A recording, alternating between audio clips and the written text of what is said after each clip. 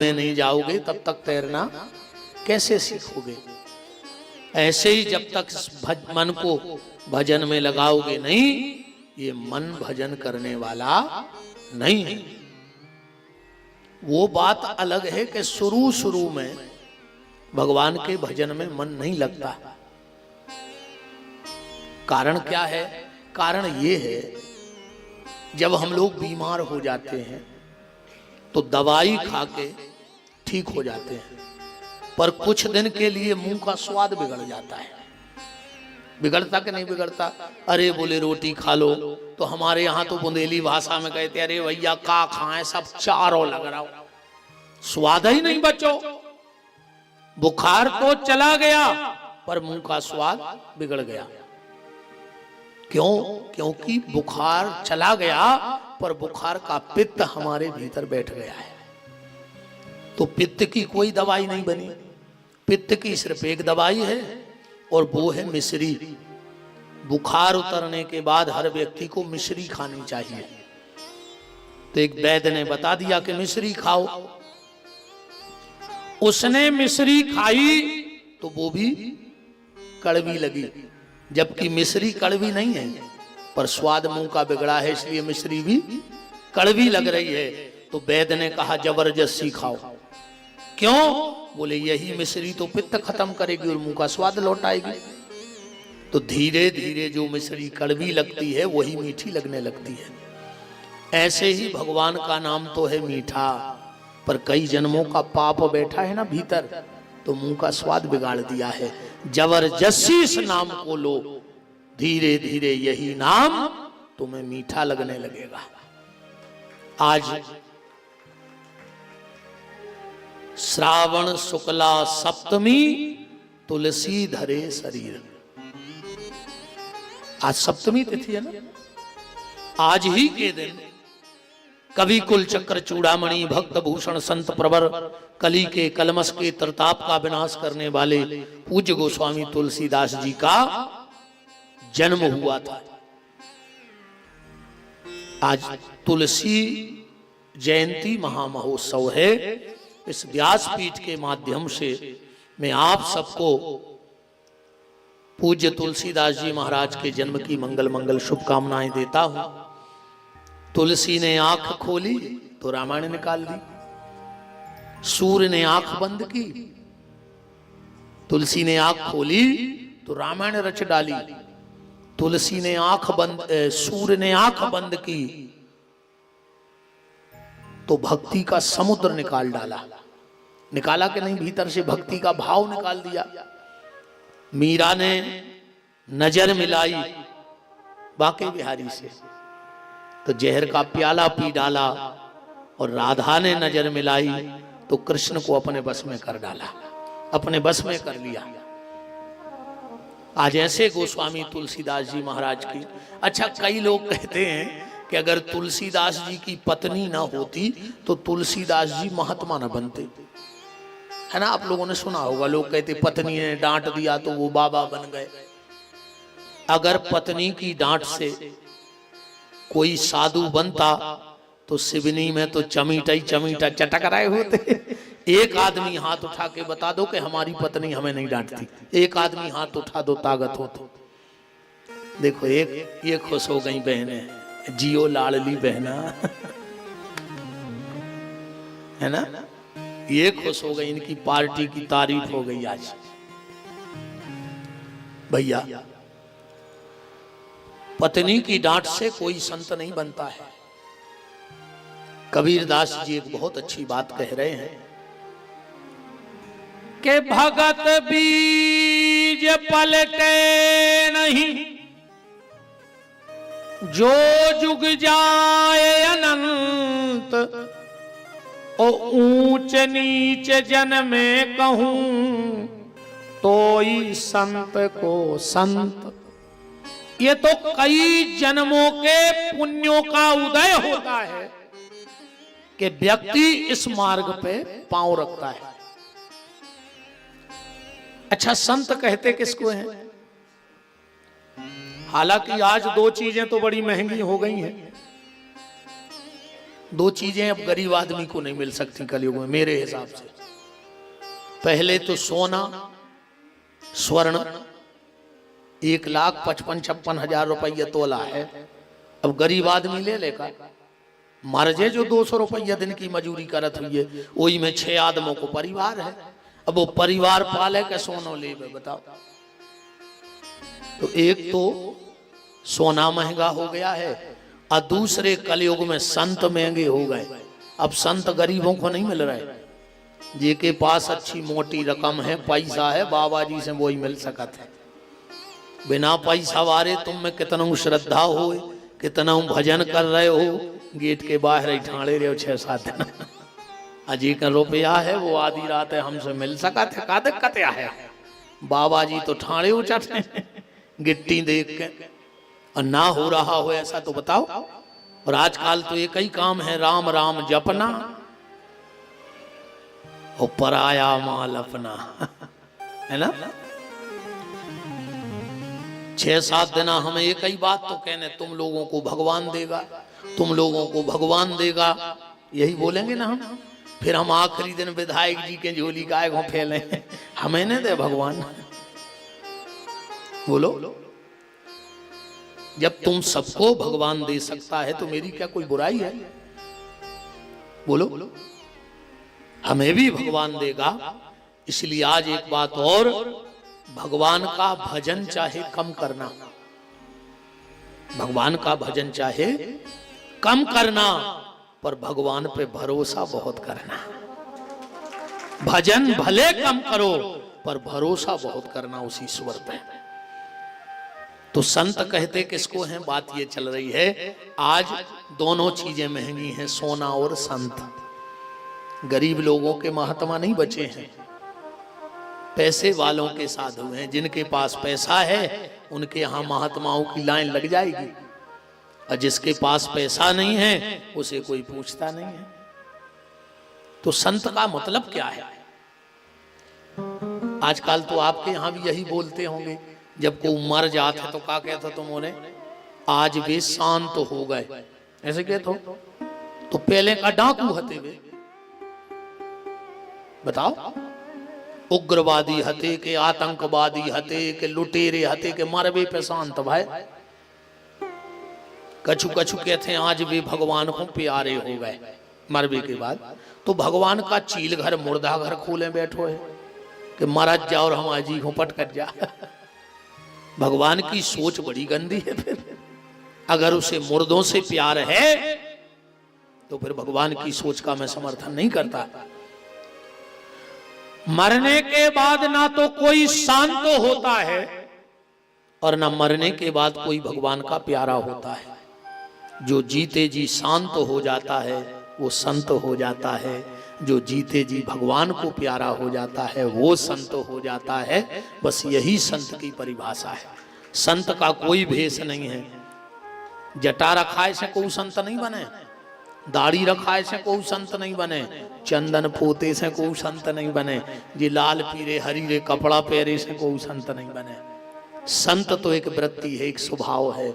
अगर वो स्वभाव तुम्हारे भीतर है तो तुम पैंट शर्ट पहने हुए भी संत हो, और अगर हमारा स्वभाव नहीं है तो ये सब काल नेमी का चोला है, बगला भक्ति है। इस बगला भक्ति का कोई मतलब नहीं है। तो दुनिया को ठगने के लिए तमाशा बनाया है। इससे ईश्वर जो तो हमने जटा मटाई को बना ले कि दुनिया जाने भारी बड़ो बाबा कहा, इस हम भगवान नहीं दी जिन्हें हमारे जटों से बताओ हम ही को दिक्कत है, सुख से सो पाए।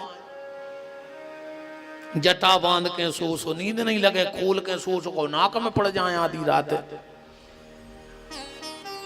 आप दुनिया को ठगने हैं, दुनिया के लाने तो बहुत अच्छो बनने हमारे लाने। आदमी जाने के इससे बड़ो बाबा आज तक सिवनी में आऊ नहीं। ये सिवनी वालों को ठगने के लिए है, शिव जी को नहीं ठगा जा सकता है। सिवनी वालों को तो हम ठग लेंगे पर शिव जी को नहीं ठग पाएंगे। पर आजकल जलवा बाबू के हैं, तुम्हारों के नहीं। अरे राम है तो भजो, तुम्हें कहां भी सुख धरे जो हमारे भोग रहे। 1 करोड़ की गाड़ी में घूमत हैं वो त्यागी जी कहावत बोले त्यागी जी 1 करोड़ की गाड़ी में चल रहे, देखो तो कलयुग में काय आगी लगी।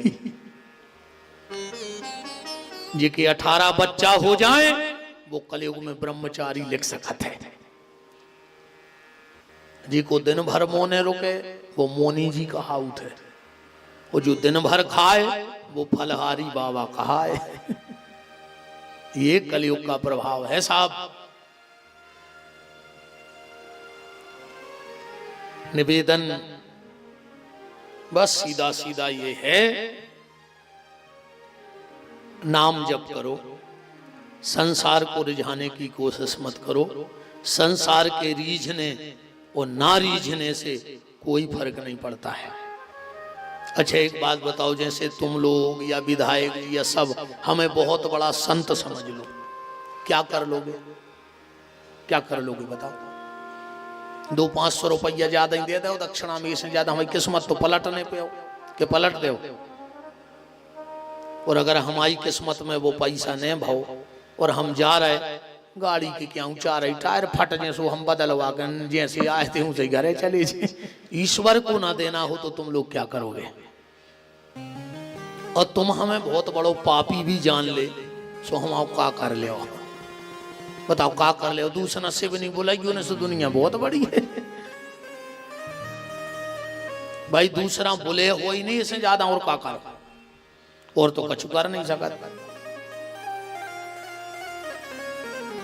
उसको डरो, उस ईश्वर को डरो। उसकी मार बड़ी कठिन है प्यारे, बहुत कठिन मार्ग है, बहुत कठिन है उसकी। इसलिए दुनिया को मत डरो, ईश्वर को डरो और नाम जप करते रहो। बस निवेदन ये है, खूब नाम जप करो। तो आज गोस्वामी तुलसीदास जी महाराज का जन्म महामहोत्सव है। सिर्फ 2 शब्दों से गोस्वामी जी के चरणों में पुष्पांजलि है। और इसके बाद शिव महापुराण में क्या गजब लिखा, क्या गजब लिखा, क्या गजब किया, क्या गजब लिखा, क्या गजब किया, सबके मन को लुभा दिया। क्या गजब लिखा, क्या गजब किया, सबके मन को लुभा दिया। तुलसी ने कागज के पन्ने को तुलसी पत्र बना दिया। जिस कागज पे तुलसी की कलम चल गई वो कागज भी तुलसी के पत्ते से कीमती हो गया। और जिस मानस को उस मानस से, जिस मानस को तुलसीदास जी ने लिखा है, जिस मानस को उस मानस से प्यार नहीं, उस मानस को इस मानस में रहने का अधिकार नहीं, जिसको राम कथा से प्रेम ना हो उसे मनुष्यों में रहने का अधिकार नहीं है। बहुत पहले सतयुग में एक राजा हुए भागीरथ, जो इस धरती पर गंगा लाए थे। आगे हम चर्चा करेंगे, इसे महापुराण में बड़ी विस्तृत चर्चा है। सतयुग में एक राजा हुए भागीरथ, जो इस धरती पर गंगा को लाए। पर कलयुग में एक भक्त हुए तुलसीदास, जो राम नाम की गंगा को धरती पे लाए हैं। और उस गंगा में और इस गंगा में बड़ा फर्क है। वो गंगा सिर्फ और सिर्फ तन का मैल धोती है। गंगा तन का मैल धोती है, मन का मैल नहीं धुलता। और अगर मन का मैल धुल गया हो तो ऐसा नहीं कितने बड़े सिवनी जिले से लाखों लोग कुंभ में गंगा जी न गए हों। अब ये बताओ कि सुधर कितने गए हैं, कितने सुधर गए? ऐसे भजन से कछु नहीं हुए रे भैया। दिन भर जय श्री राम, जय श्री राम, जय श्री राम, और दिन डूबो सो 250 ग्राम। अब का करें जय श्री राम? बोलो, ऐसे भजन से कुछ नहीं होना है। हरे राम हरे और घर में मुर्गा दारू धरे। अब का करें हरे राम हरे।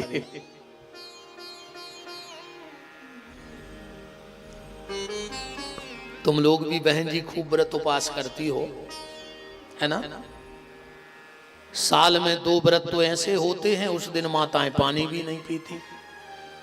एक तो होता है तीजा और दूसरा होता वो क्या, करवा चौथ, है ना। उस दिन बहनें पानी भी नहीं पीती। अच्छी बात है मेरी बहनों। अब एक बात बताओ, तुम 24 घंटे भूख सह लेती हो, 24 घंटे की प्यास सह लेती हो, सह लेती हो कि नहीं सह लेती? पर सास ससुर की 2 बात है, नहीं से अपात।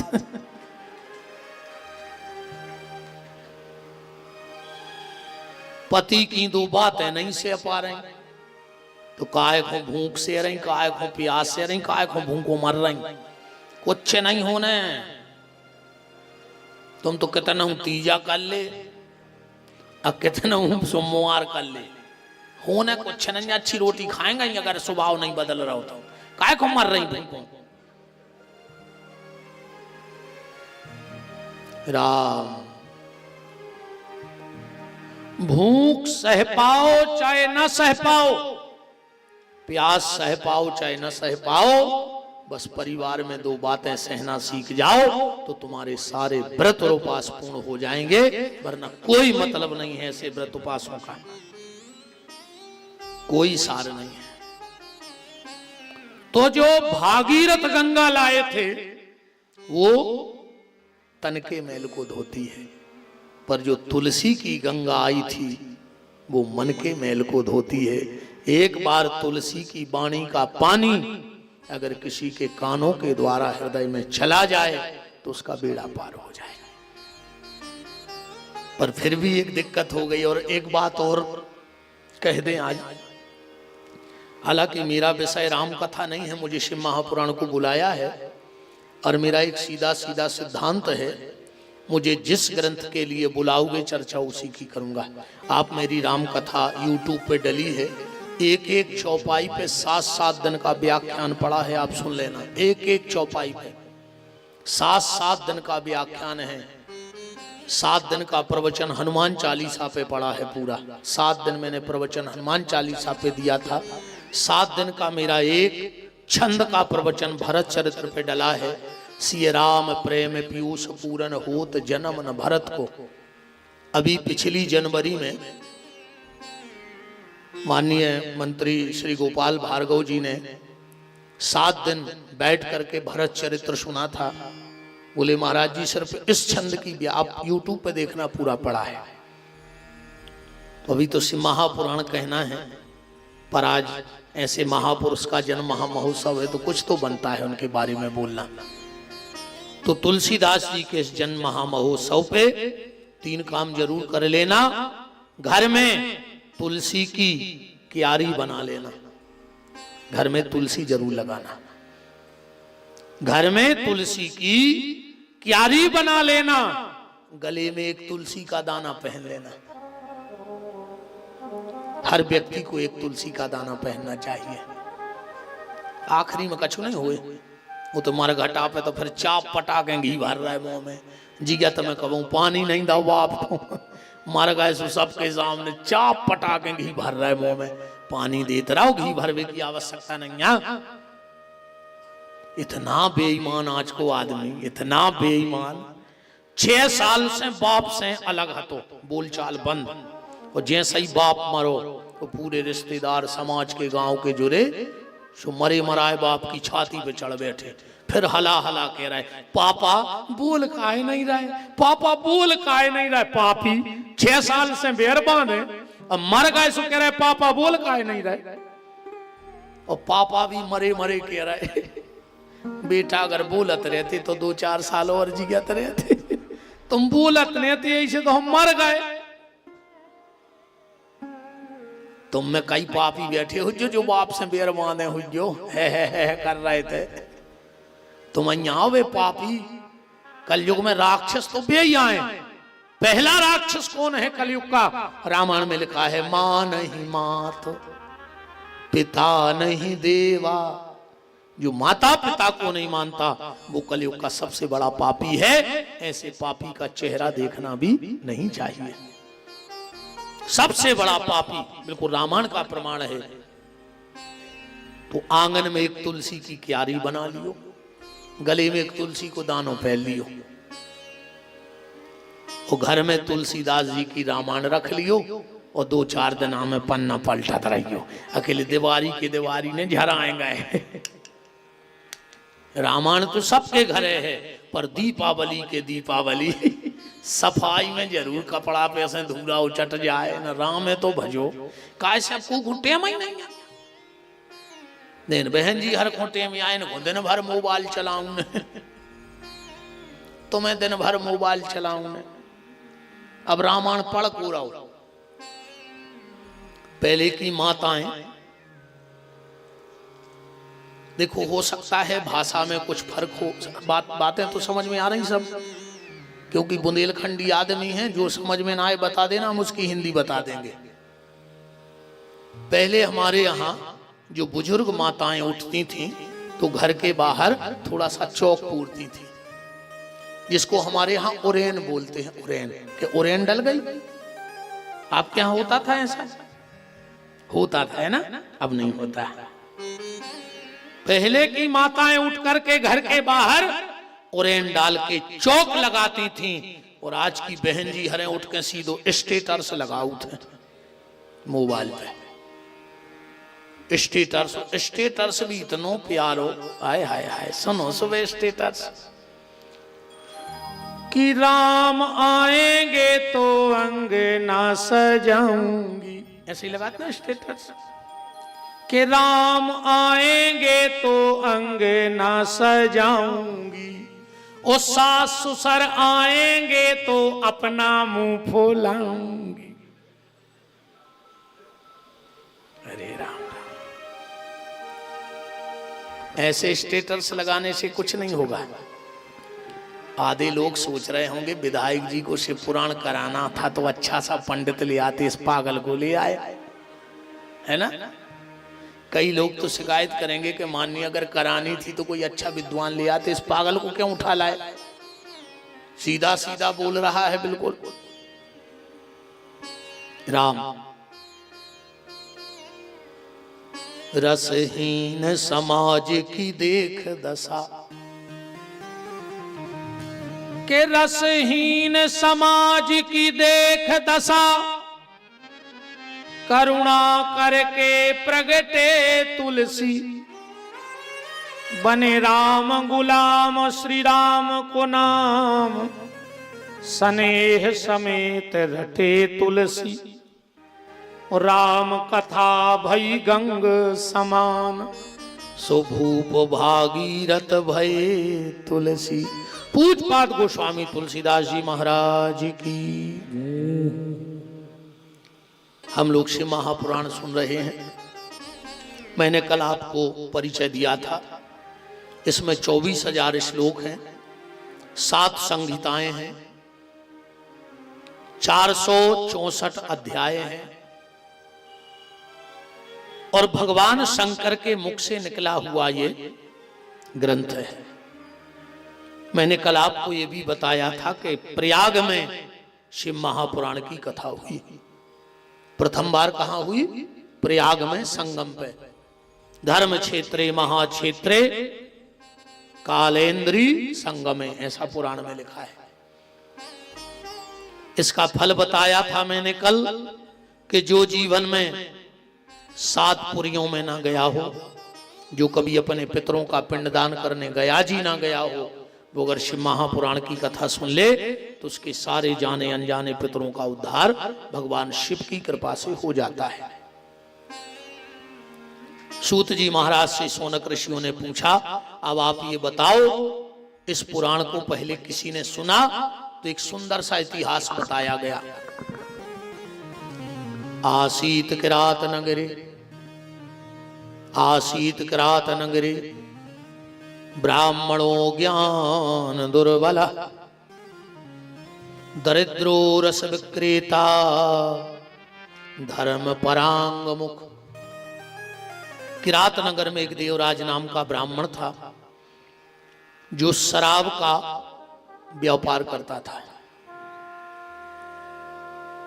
पूरा भरा पूरा परिवार था, शराब का पान भी करता था। ब्राह्मण के लिए सबसे बड़ा अपराध है मदिरा पीना। एक बात हमारी ध्यान से सुन लो, और जिसको ज्यादा दिक्कत हो तो हमसे बात कर लेना। शास्त्र में लिखा है कि तुम्हारे घर में श्राद्ध हो, तेरवी हो, और अगर तुम्हें पता है कि ये ब्राह्मण शराब पीता है तो उसको कभी न्योता नहीं करना चाहिए, वरना तुम्हारे वंश के जितने पितर हैं वो सब नरक में जाएंगे। चाहे वो श्राद्ध का भोजन ले जाके नदी में फेंक दो, पर शराब पीने वाले ब्राह्मण को श्राद्ध का भोजन नहीं कराना चाहिए। अगर तुम्हें योग्य ब्राह्मण नहीं मिलता है तो शास्त्र में ऐसा लिखा है कि अपने भांजे को बुलाओ। तुम किसी भी जाति को उससे कुछ लेना देना नहीं, सनातनी भर हो, अपने भांजे को बुलाओ, और जैसे तुम ब्राह्मण की पूजा करते हो ऐसे अपने भांजे की पूजा करके और भांजे को भोजन करा के उसको तिलक लगा के दक्षिणा दे दो, तुम्हारी श्राद्ध सफल हो जाएगी। पर अगर शराब पीने वाले ब्राह्मण को श्राद्ध खिला दिया तो उसी दिन से तुम्हारा सर्वनाश चालू हो जाएगा। ये बिल्कुल शास्त्र कहता है। देवराज उसी नगर में भावती नाम की वेश्या रहती थी, उस पे आसक्त हो गया। अपने घर की सारी संपत्ति उसने, देवराज ने उस भावती नाम की वेश्या को दे दी और कहा कि हम तुमसे प्रेम करते हैं, हमारे घर में चल के रहो। उसने कहा तुम अपनी माँ और पत्नी और बच्चों को घर से निकाल दो तो हम तुम्हारे साथ रहेंगे। कामी आदमी सारा विवेक खो बैठता है। इसने अपनी पत्नी और बच्चों को घर से निकाल दिया। जब तक धन रहा वो वेश्या रही, और एक दिन जब ये देवराज बूढ़ा हो गया, सूत जी कहते हैं उस वेश्या ने इसको घर से निकाल दिया। क्योंकि वेश्या जो होती है दो काम में बड़ा निपुण होती है, और ये गोस्वामी तुलसीदास जी ने कहा है, परधन परमन हरण में, दूसरे का धन और दूसरे का मन हरने में ये गणिकाएं बड़ी चतुर होती हैं। परधन परमन हरण में गणिका बड़ी प्रवीण, पर तुलसी चतुर वो जानियो जो राम भजन में लीन। पर चतुर वो है जो भजन कर रहा है। देवराज बूढ़ा हो गया था, वेश्या ने घर से निकाल दिया। एक मंदिर में गया, शिव महापुराण की कथा हो रही थी, दिन भर का भूखा था। इसका कथा में मन नहीं लगा रहा, क्या कथा सुनेगा ये। देखो एक बात और है, भागवत जब होते हम भी बहुत करते हैं, पर जब भी हो तो बांस में एक नारियल फंसा हो जाता है।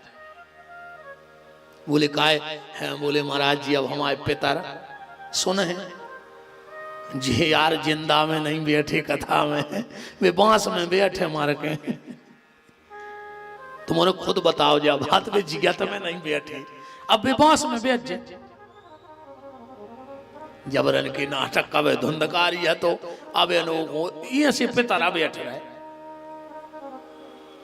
तुम्हारे ने घबराओ, तुम तो जिंदा में बैठ गए हो, तुम्हें बांस में बैठने की आवश्यकता ही नहीं है। बोलो वृंदावन बिहारी लाल की।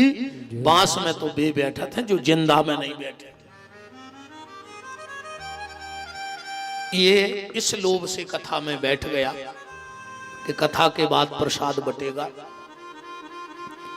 और मुझे प्रसाद मिल जाएगा। इसको बहुत तेज बुखार आ गया था उस दिन।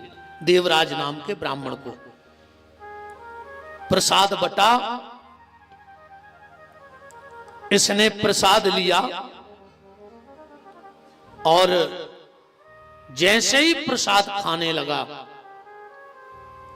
इसको एक हिचकी आई और इसके प्राण निकल गए। दोनों मुट्ठी में प्रसाद लिए है भगवान शंकर का।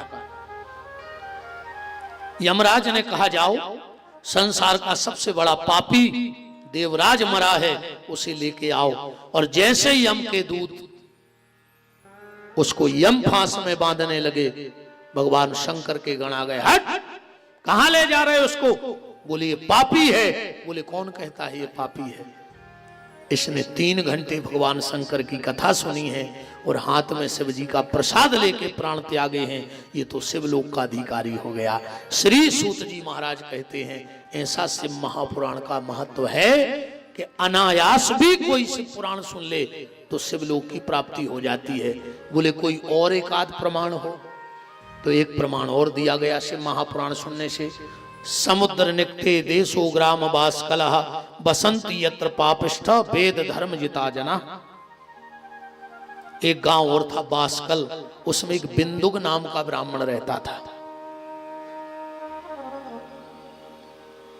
देवराज तो अकेला ही दुष्ट था, पर बासकल गांव के तो सब लोग ही पापी थे। यहां लिखा है बसंती यत्र पापिष्ठा, पूरा गांव ही जितने लोग बसते थे वे पूरे लोग पापी थे। इस बिंदुक का चंचुला नाम की कन्या से विवाह हो गया। चंचुला अच्छे कुल की थी, अच्छे परिवार की थी, अच्छे संस्कारों की थी। पर एक बात है मेरी बहनों, एक बात मेरी बहुत ध्यान से सुन लेना। अगर नारी अपने पे आ जाए, आप लोग भी बहुत ध्यान से इस बात को सुनना, अगर माताएं सोच लें तो हिरण्याकश्यप जैसे राक्षस के घर में ये प्रहलाद को प्रकट कर सकती हैं। इनमें इतनी ताकत है कि ये हिरण्याकश्यप जैसे राक्षस के घर में भी प्रहलाद को जन्म दे सकते हैं। और अगर ये थोड़ा सा इनका स्वभाव बदल जाए तो ये विश्वसर्वा जैसे संत के घर में रावण को पैदा कर सकते हैं। इनके हाथ में है, तुम चाहो तो राम बना दो और तुम चाहो तो रावण बना दो। ये पूरा जिम्मा तुम्हारा है। चंचुला की शादी हुई। अब उस गांव में देखो, जैसा यहां लिखा है ऐसा तो हम कह भी नहीं सकते, मर्यादा है व्यास गद्दी की। आप कभी पढ़ेंगे इस कथा को तो रोंगटे खड़े हो जाएंगे। उस गांव में कोई भी स्त्री किसी भी पुरुष के पास जा सकती थी, कोई भी पुरुष किसी भी स्त्री के पास जा सकता था। जब चंचुला ब्याह करके आई, देखा कि मैं दुल्हन बनी बैठी हूं और पति पर स्त्री के घर में बैठा है। गांव की महिलाएं आई, चंचुला से बोली, चंचुला जब तुम्हारा पति पर स्त्री के पास जाता है तो तुम पर पुरुष के पास जाओ, दिक्कत क्या है? इस गांव का तो नियम है। और धीरे धीरे चंचुला पे भी कुसंग का रंग चढ़ गया। एक दिन बिंदुक कहीं से आया तो देखा कि उसकी पत्नी किसी पर पुरुष के साथ है। बहुत डांटा तो चंचुला ने कहा, जब तुम पर स्त्री के पास जा सकते हो, मैं पर पुरुष के पास चली गई तो क्या दिक्कत है? ये बिंदुक इतना गिर गया था, इसने कहा तुम पर पुरुष के पास जाओ, मुझे कोई दिक्कत नहीं, पर उससे कुछ पैसा ले लिया करो जिससे घर का खर्चा चलता रहे। इतना गिर गया था। सूत जी कहते हैं एक समय ऐसा आया, काले निधनम प्राप्तो जगायम नरकंखलः। यह बिंदुक मर गया और मर करके बड़ा भयंकर प्रेत बन गया। चंचुला भी बूढ़ी हो गई थी।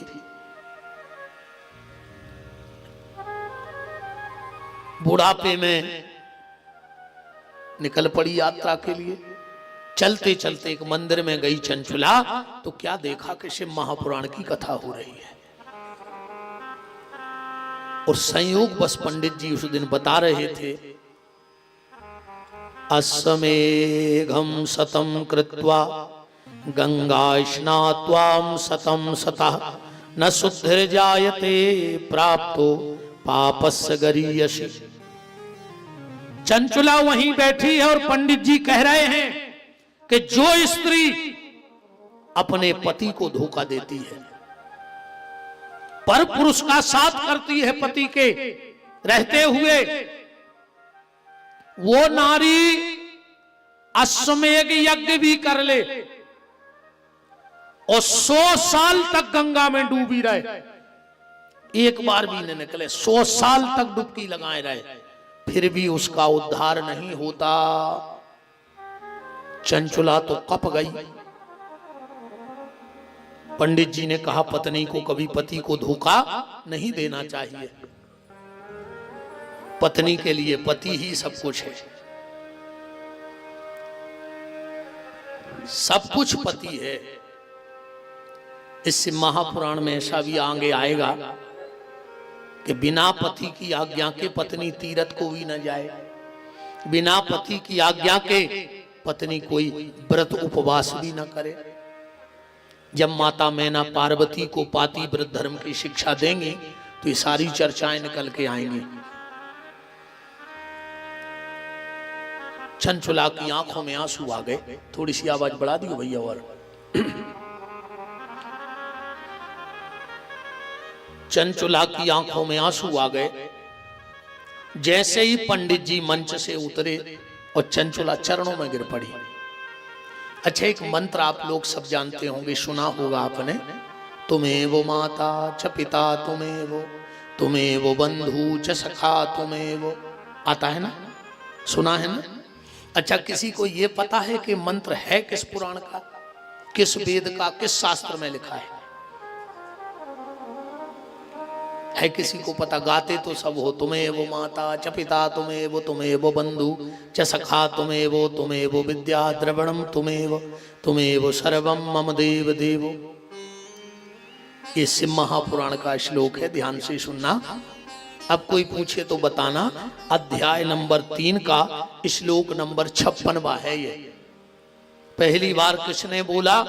चंचुला ने पंडित जी को बोला है ये मंत्र कि तुम्हें वो माता च पिता तुम्हें वो बंधु च सखा। हे गुरुजी, तुम ही मेरी माता, तुम ही मेरे पिता, तुम ही मेरे भाई, तुम ही मेरे सब कुछ हो। आपने आज की जो कथा कही है, चंचुला कह रही है पंडित जी से, आपने जो कथा कही है वो पूरी कथा मेरे ऊपर है। मैंने जीवन में ये सारे पाप किए हैं, सारे पाप मैंने किए हैं।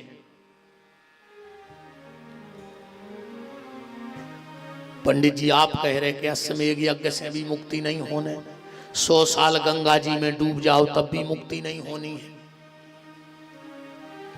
पंडित जी बोले माता जी सिर्फ एक उपाय है, अगर गलती हो गई है तो शिव महापुराण की कथा सुन लो, इस पाप से मुक्ति हो जाएगी। चंचुला रोने लगी, बोले पंडित जी मेरे पास तो पैसा नहीं है कथा कराने के लिए। धन्य है पंडित जी। बोले माता जी भगवान की कथा में पैसे की आवश्यकता नहीं होती है, भगवान की कथा सुनने में कहां पैसा लगने, बताओ। पैसा तो व्यवस्थाओं में लगत है, कथा में कहां लगत। तुम 10 लाख को टेंट लगवा लो, 55 लाख पंडित जी को दे दो, सजावट करवा लो, भगवान का प्रसाद भी बंटवा ली, सो अपन ने खा लाओ। भगवान को कहां मिलो। मान के चलो तो 50 किलो बूंदी बट जाए, भगवान के हिस्सा में तो 2 दाने आने हैं, जितने ते पकड़ के आ जाए ऊपर सिंहासन में, बताओ। कई हनुमान जी हमारा फलानो काम हो जाए, 1 किलो मिठाई चढ़े हैं, हनुमान जी ने सोची चलो फतरा में गाद आ रही है, करवा तो दे काम, कंजूस कछु तो दे है। 1 किलो मिठाई लाई, मंदिर गए, बगल में से खोलो डिब्बा डारी उगर गया, जितो नाखून में मंगत छप गओ, कही जय हो बब्बा तुम्हारी कृपा से काम होगा। और 1 किलो मुगत खा के घरे ढोरों खाई घुर रहा है। अब बब्बा ने कहा खा लो तुम 1 किलो मुगत, हमें जा बताओ।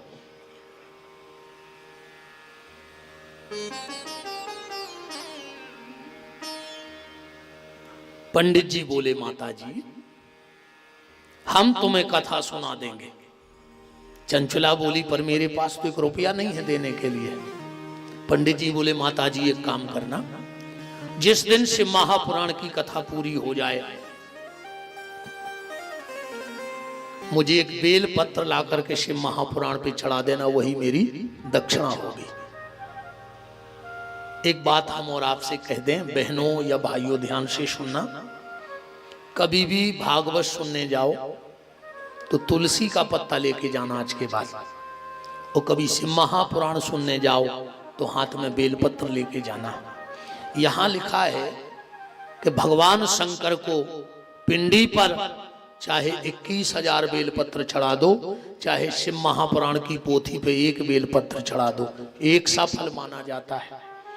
चाहे 12 ज्योतिर्लिंग में बैठ करके अभिषेक कर लो और चाहे शिव महापुराण की पोथी पे एक बेलपत्र चढ़ा दो। तो अगर इन 4-5 दिन में ये सौभाग्य मिल रहा है तो एक बेलपत्र लाकर शिव महापुराण की पोथी, कोई चढ़ाई चाहे न चढ़ाई, यजमान जी आप तो ध्यान से, अब आज तो चढ़ाया था, कथा हुई और जैसे ही कथा का विश्राम हुआ, एक बेलपत्र चंचुला ने शिव महापुराण को स्पर्श करा के पंडित जी को दक्षिणा में दिया। 2-4 ही दिन बाद चंचुला की तबीयत बिगड़ी और जैसे ही प्राण निकलने लगे तो क्या देखा चंचुला ने, नीलग्रीवम पंचवक्त्रम चंद्रशेखरम त्र्यंबकम चंद्रशेखरम वामांगे बिभ्रति गौरी। आज भगवान शंकर और माता पार्वती चंचुला के सामने खड़े हैं और एक सुंदर शब्द, अच्छा एक बात, सुंदर शब्द पार्वती ने कहा है, बिल्कुल श्लोक पढ़िए, चंचुले सखी सुप्रत्नया। पार्वती बोली हे सखी चंचुला। चंचुला तो रोने लगी, बोली माता तुम हमें सखी कह रही हो। पार्वती बोली चंचुला, जो भी स्त्री मेरे पति के शिव महापुराण को भाव से सुन लेती है, मरने के बाद वो मेरी सखियों में सम्मिलित हो जाती है। आज से तू मेरी सखी बन गई, तू शिवलोक में वास करेगी। सूत जी कहते हैं, हे सोनक ऋषियों, उस शिव महापुराण की कथा सुनने से चंचुला शिवलोक में चली गई। एक दिन पार्वती और चंचुला बैठी थी। चंचुला ने कहा, मां मैं तो इस लायक नहीं हूं, पर आपने मुझे सखी कहा है तो मेरा कर्तव्य बनता है। मेरा पति जैसा भी था, पर था तो मेरा पति, तो मैं पूछना चाहती हूं इस वक्त वो कहां है। पार्वती कहती है, चंचुला तुम्हारा पति इस वक्त बिंद नाम के पर्वत पर, जब आप काशी से प्रयाग या प्रयाग से काशी जाओगे बाई कार बस, तो बीच में एक बहुत बड़ा पहाड़ मिलता है जिसका नाम है बिंद पर्वत, उस पर पिशाच बन गया है। चंचुला ने कहा, माता मेरे पति की मुक्ति कैसे होगी। बोले चंचुला, अगर कोई उसे शिव महापुराण की कथा सुना दे। चंचुला चरणों में गिर पड़ी, आपके अलावा तो मेरा कोई है ही नहीं। तो कहते हैं गण प्रकट किया जिसका नाम था बिन तुम्बुरु। उसने जाकर के एक वृक्ष से बांध करके और उसको कथा सुनाई है, और उस कथा के प्रभाव से दोनों पति पत्नी भगवान के परम धाम शिवलोक को चले गए। बोलो शंकर भगवान की। सूत जी महाराज कहते हैं ये शिव महापुराण का महत्व है। सनकादिक ऋषियों ने हाथ जोड़ के कहा, भगवान अगर कोई शिव महापुराण की कथा कराना चाहे तो उसका नियम क्या है। सूत जी महाराज कहते हैं, तो अब नियम सुन लो, जो भी शिव महापुराण की कथा कराना चाहे तो उसके लिए क्या नियम बताए गए। सबसे पहले योग्य वक्ता की तलाश करो। वक्ता विद्वान हो चाहे बिल्कुल ना हो, वो तो पन्ना पलटता जाए और कथा कहता जाए, पर वक्ता लोभी नहीं होना चाहिए। अगर वक्ता लोभी होगा तो वो घुमा फिरा के एक ही बात कहेगा, ये दान करो तो ये फल, ये दान करो तो ये फल। फिर मुक्ति का मार्ग कहां से मिलेगा। सबसे पहले योग्य वक्ता की तलाश करो। वक्ता विद्वान हो चाहे ना हो, पर वो भगवान का भक्त होना चाहिए, तो वो घुमा फिरा के तुम्हें भी भजन की ओर ले जाएगा। दूसरे जगह का चयन करो जहां किसी को आने जाने में दिक्कत ना हो। कई लोग इसलिए नहीं जाते कि उनकी कथा हो रही है। अब एक बात बताओ, जैसे हम कथा कर रहे हैं 25 वर्ष हो गए, तो क्या कथा में हमारी रजिस्ट्री हो गई? हमारा का पूर्ण अधिकार हो गया कथा पे? हमारी कथा थोड़ी है ये। विधायक जी 10-20 लाख रुपया खर्च कर रहे हैं तो क्या उनकी रजिस्ट्री हो गई शिव महापुराण पे? कथा ना विपिन बिहारी की है और ना विधायक जी की है, कथा तो भोलेनाथ की है। इसलिए भगवान की कथा में ये नहीं सोचना चाहिए कि हमें बुलाया या नहीं बुलाया। और हम तो कहते भगवान जे को शिवनी में एक बैठो हुए कि हमें बुलाओ नहीं, भगवानों को यही साल बुला ले। अरे वो क्या कहें बताओ, भगवानों को जल्दी बुलावे। हालांकि देखो भगवान बुला लेते हैं, साल भर रिश्तेदार बिना बुलाए आउते। हाँ जे को भगवान ने बुलाओ ओके घर में साल भर रिश्तेदार बिना बुलाए आउ। कब लड्डू लाए, कब कजलियां लाए, कब टीका लाए, आते हैं कि नहीं आते? कब अपन ने फोन करो कि हमारे ત્યાં न रहो है, आ जाइयो। इसलिए भगवान के यहाँ बिना बुलाए जाओ। भगवान बुला लेंगे तो ज्यादा गड़बड़ हो जाएगा। तो वक्ता का चयन करें, जगह का चयन करें। हमने कल भी कहा था, फिर आज कह रहा हूं, बिल्कुल श्लोक देख लीजिए। ये लिखा है, षोडशी मस्तके कायत शृणुवंती कथा नरा तत्पुत्रा प्रजायन्ते पापिना कुल दूषका। जो भगवान शिव की पूजा सिर पे तौलिया टोपी कपड़ा डाल के करता है, उसकी संतान उसके कुल को कलंक लगाने वाली हो जाती है। बिल्कुल ये श्लोक। और मैं इस चैनल के माध्यम से भी निवेदन कर रहा हूं, आज कई वक्ता शिव महापुराण की कथा कर रहे हैं, खुद पगड़ी बांध के करते हैं और यजमान को भी पगड़ी बंधवा देते हैं। मेरा उन वक्ताओं से भी उनके चरणों में हाथ रख के निवेदन है कि आप जब शिव महापुराण की कथा कर रहे हो तो सबसे पहले अध्याय नंबर 6 का श्लोक नंबर 42 जरूर पढ़ लेना, इसके बाद ये गलती करना, क्योंकि तुम अपनी तो फजीहत कर रहे हो और यजमान का भी नाश कर रहे हो। इसलिए कभी शिव महापुराण की कथा को टोपी तौलिया पगड़ी डाल के ना सुने। जो लगाए हो तो निकाल लो, मेरा निवेदन है। सिर्फ ऐसे तौलिया कपड़ा टोपी हटा लो। तुम लोगों को नहीं है, तुम्हें तो हमने कल बताया था कि सिर पे बिना पल्ला डाले कथा मत सुनना। हाँ, डालो अपने अपने सिर पे पल्ला, जो भी मेरी सुहागन बहनें बैठी हों। हाँ, इतना भी स्टैंडर्ड अच्छा नहीं है। भारत यार मर्यादाम, भारत की मर्यादा बहुत बड़ी है हमारे स्टैंडर्ड से। इसके बाद पुंसा दीक्षा विहीनानाम नाधिकारा कथा श्रवे। जिन्होंने दीक्षा ना ली हो उनको शिव महापुराण सुनने का अधिकार नहीं है। जिन्होंने गुरु मंत्र नहीं लिया वो शिव महापुराण की कथा न सुने। अब कई लोगों ने नहीं लिया, क्या करें? तो यहां उपाय लिखा है, उतने दिन तक जितने दिन कथा सुने तो भगवान शंकर को ही मन अपना गुरु मान करके कथा सुन लेनी चाहिए कि भगवान भोलेनाथ हमारे गुरु हैं। जीवन में गुरु जरूर बनाना। अब कुछ लोग तो ऐसे गुरु बनाते हैं। अभी मैं एक जगह कथा करने गया तो एक माता जी आ गई, लगभग 60-65 साल की उम्र थी। बोले महाराज जी आप दीक्षा देते हो? हमने कहा नहीं माता जी। बोले क्यों? हमने कहा हम खुद ही चेला हैं, अभी हमारी खुद की तो गारंटी नहीं है कि हम तारे हैं कि मारे हैं। हम दूसरे की का गारंटी ले लाएं? भाई पहले हमारी तो फिक्स हो जाए कि हम उतने पहुंचे, तब तो हम कोई और को लेवा जाए। अब हमारी तो गारंटी नहीं है कि कागज होने अब हमारी। हमने कहा किसको? नाती पोतों को। तो हमने कहा हमारे शास्त्रियों से दीक्षा दिलवा दो, हम तो देते नहीं। ऐसे नहीं देते हम दीक्षा।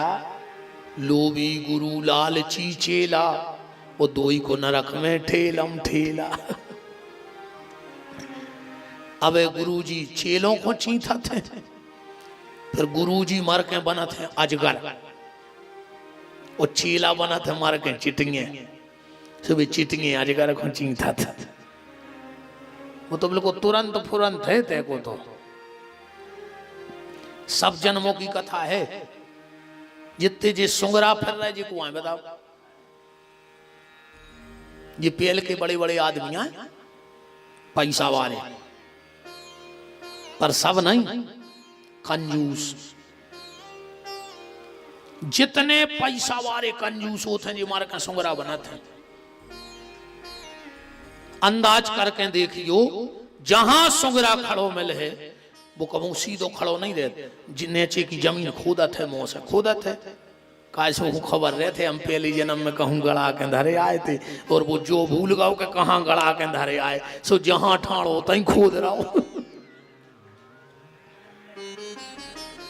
ये पहले के पूरे पैसा वाले आए अच्छे धनी, जिनने 2 रुपया कबों को घो नहीं दो, अच्छे काम में मर के सुंगरा बन गए, अब घूरे खोदत फिर रहे।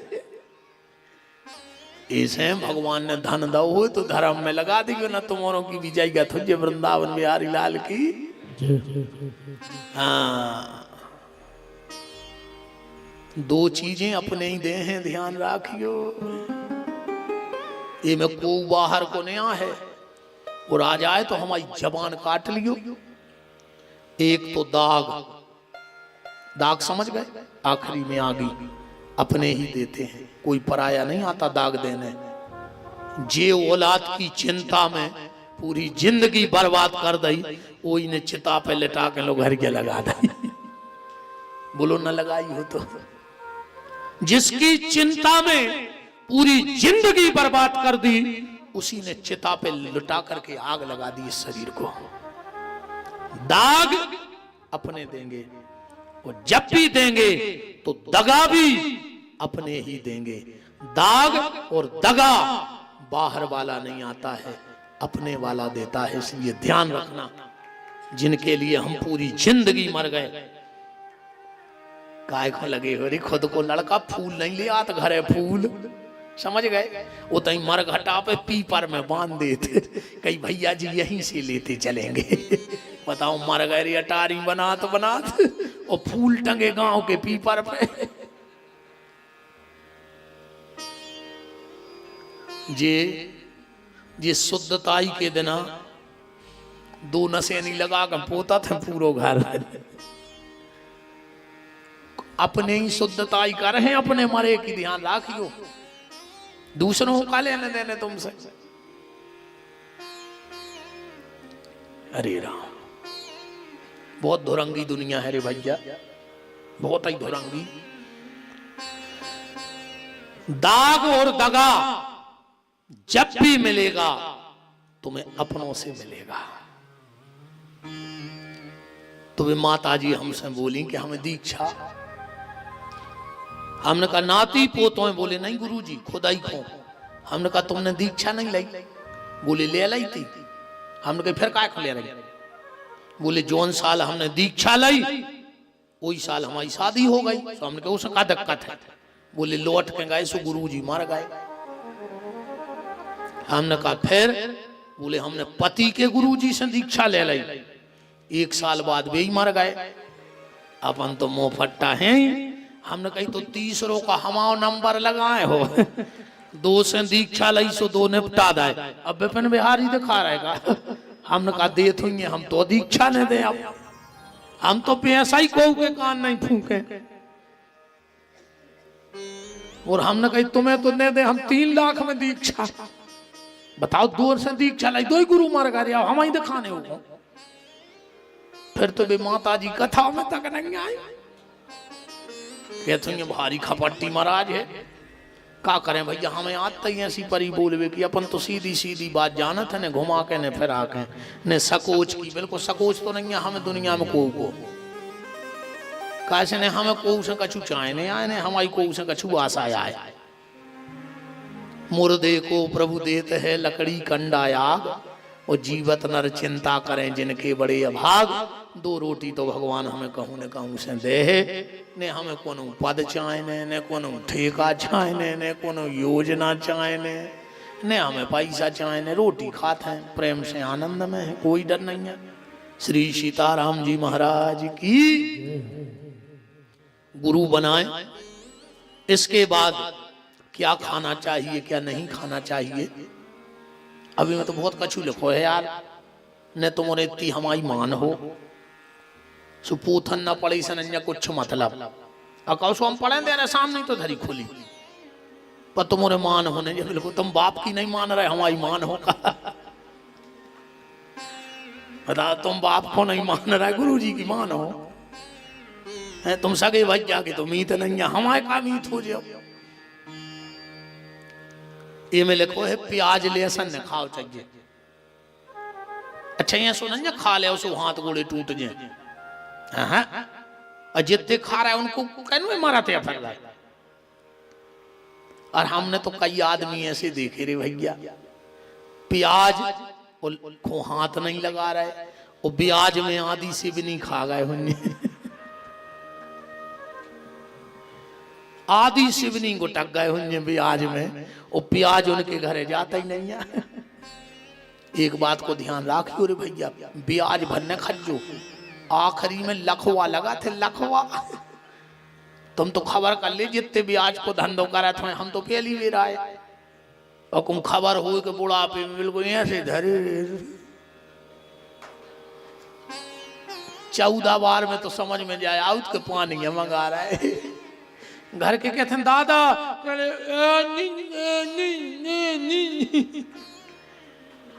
मर जे हो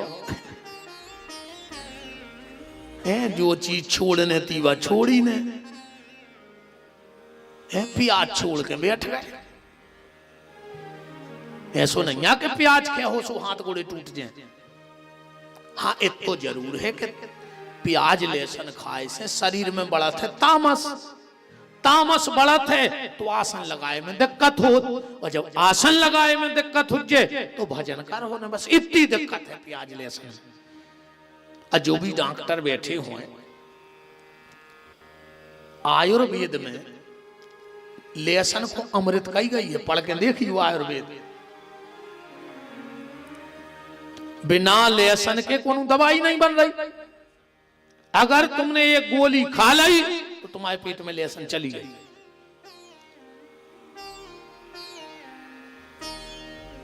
हमारा तो निवेदन है कि धोखे से लियास प्याज लहसुन भली पेट में चली जाए, बस बस को के हक की रोटी तुम्हारे पेट में नहीं चली जाए, भगवान तुम्हें माफ कर दें।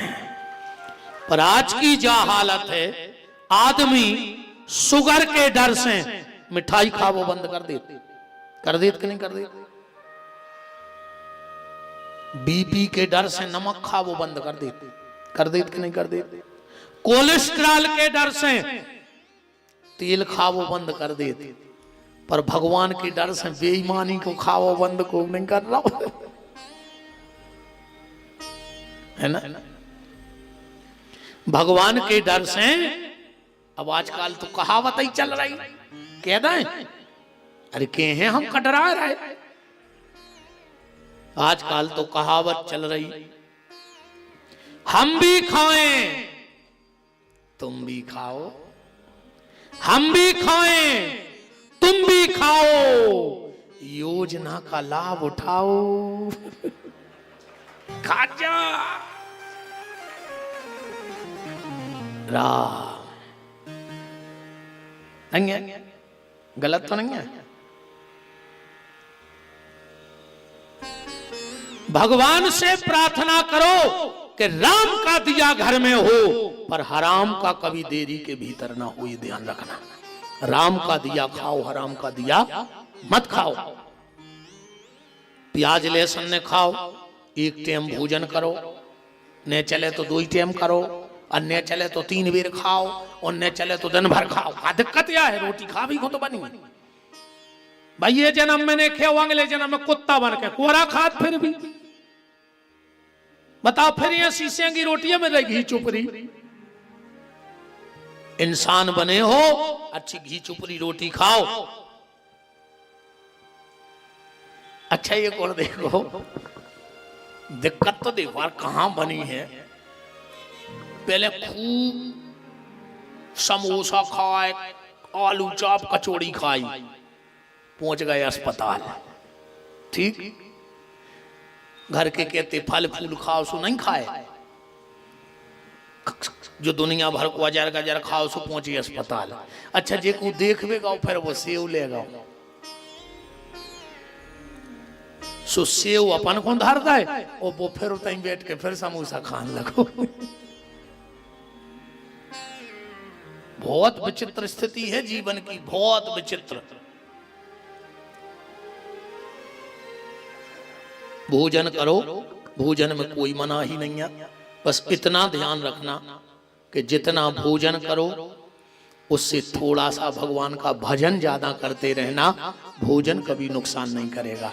भोजन में और भजन में इतना फर्क है, जब आप लिखोगे कागज पे भोजन और भजन, तो भोजन में एक मात्रा चली जाएगी ऊपर, और भजन बिना मात्रा के है। मतलब भजन करो बिना मात्रा के, कैसों में मात्रा है ही नहीं है, और भोजन करो मात्रा में, कैसों पे मात्रा है। आदमी को एक तो न खाओ चाहिए जितो वो खा सके, आदमी को तो ही खाओ चाहिए जितो पचा सके। पैसा तो न कमाओ जितो कमा सको, पैसा उतना ही कमाओ जितो खर्च कर सको। रिश्ते इतने मत बनाओ जितने बना सकते हो, रिश्ते उतने ही बनाओ जितने निभा सको। रिश्ते उतने ही बनाओ जितने निभा सको।